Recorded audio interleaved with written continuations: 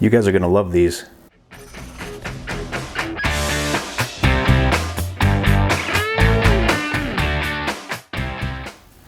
Hey everybody, welcome back to Everyday Barbecue. My name is Mike and I'd like to welcome you here to our channel.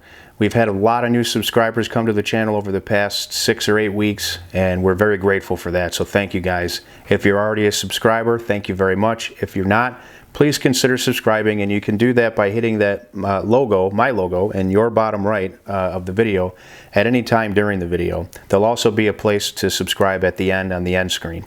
But I'm going to share a pretty cool recipe with you guys today. This is a recipe that I got from my father-in-law, actually. At one point in time, I was there for a family barbecue, and my father-in-law had made these stuffed portabella mushrooms. So this is a recipe that you can make as a main course. You can do it as a side. You can do it, you know, for anything that you want. And of course, I've made it mine over the years. I've tweaked it and I've kind of put some ingredients in there that I like that others may not. So this is, a lot of these things are optional. You can add or subtract whatever it is that you want, but take a look at what we have here. So I've got some organic portabella mushrooms, and of course sometimes these aren't real pretty when you unpackage them, and they're going to get a little uglier when I scrape out these membranes to create some depth to put these ingredients in. But we're going to go ahead and go with red onion. I like red onion for this recipe because it makes a lot better flavor than yellow onion. We have got some chopped green pepper. I have got some chopped red and yellow pepper. And I like spicy stuff, so we use jalapeños. We've got some balsamic vinaigrette dressing. I've got some minced garlic. And just in case you thought this was going to be a vegetarian episode, we've got some real chopped bacon here. This is not bacon bits. This is actual bacon that's been cooked and chopped, and that's going to go in there. We're also going to add some cheese to the tops of these, and of course just some salt and pepper. So here's my plan. Here's how we do this. I'm going to be cooking this on my pellet grill today. I've got a Grilla Silverbac out there. I'm going to preheat that to about 275, and these will cook at that temperature for about 30 minutes. So the next step of this is to build these. I'm going to build one with you and show you how it's done. So let's get started at that. All right, so we're going to start by just lightly scraping this here, just to create a little bit of depth so we can get these ingredients in here. Okay, so once you get that done, we're just going to grab a little bit of this onion here. Then we're going to go with some green pepper.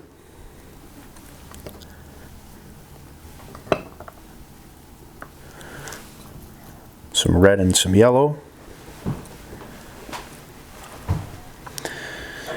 And then of course, our bacon.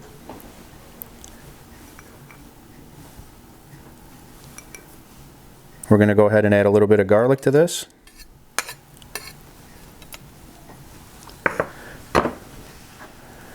Now, our jalapeno. And you could, this is optional, guys. If you don't like it spicy, then omit that. And then of course we're going to go with just a little bit of this dressing here, just to kind of add a little character, keep it moist. Now a little bit of salt, a little bit of black pepper. And then we're going to cap these with some mozzarella cheese. And we're going to basically cook this, and we're going to let this melt down. So I'm going to finish the rest of these. I'll meet you guys out at the smoker in just a few minutes, and we'll get these things on. All right, we've got the Silverbac all preheated, and we're ready to get these bad boys on. So let's do that. I hope you guys notice a difference in the sound quality for the videos. I've been working hard on improving that stuff little by little, and finally the last one. All right, now the plan is to just let these go at about 275 for about a half hour.